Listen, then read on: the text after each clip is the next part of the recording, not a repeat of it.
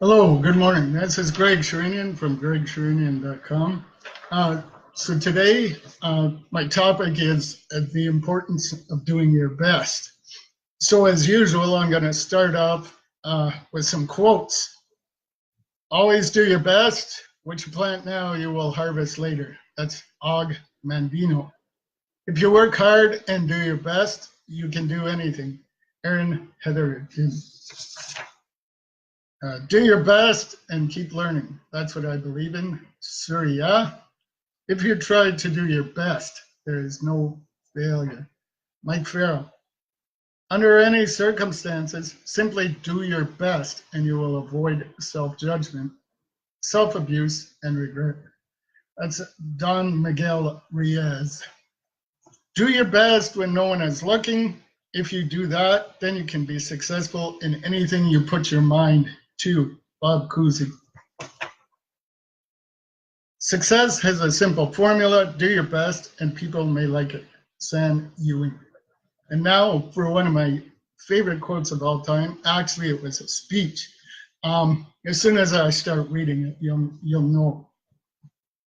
I can't deliver it with the eloquence that it was delivered with. If a man is called to be a street sweeper, he should sweep streets even as Michelangelo painted, or Beethoven composed music, or Shakespeare wrote poetry. He should sweep streets so well that all the hosts of heaven and earth will pause to say, here lived a great street sweeper who did his job well. That's Martin Luther King Jr., and that is a great speech and quote. I really love that one. What it's trying to say is obviously no matter what your job, just do your best, right? Instead of complaining about it or going home and saying, oh, what a crap job, right? And then having the rest of your day ruined, just enjoy what you're doing. Or if not, find something else, right? Now, there's another great story. There was this lady called Barbara Glantz.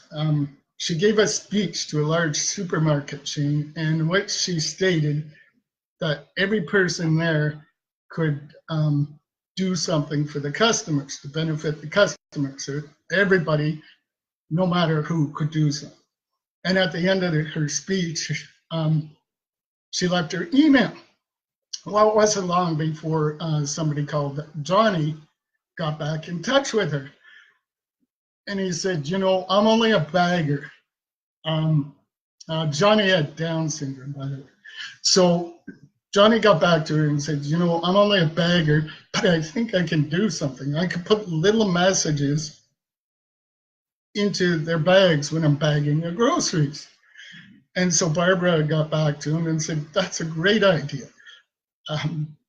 Go do it. Okay, so Johnny enlisted the help of his dad, who helped print out these little messages.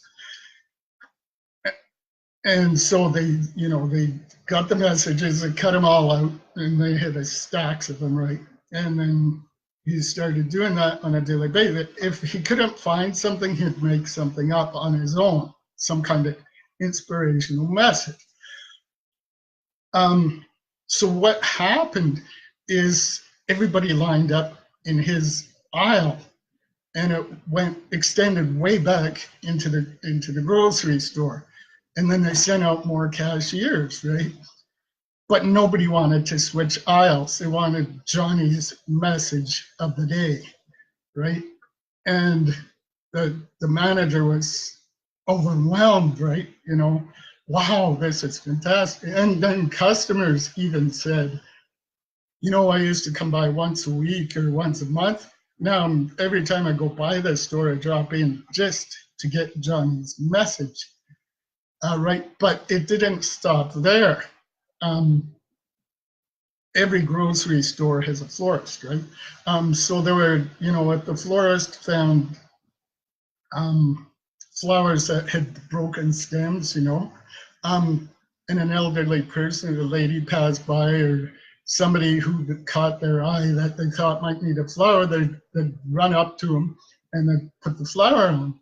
And then other people in the store were doing things for the customer, and it just kept snowballing. So one simple act can snowball all the way across, is what I'm trying to say. And so that was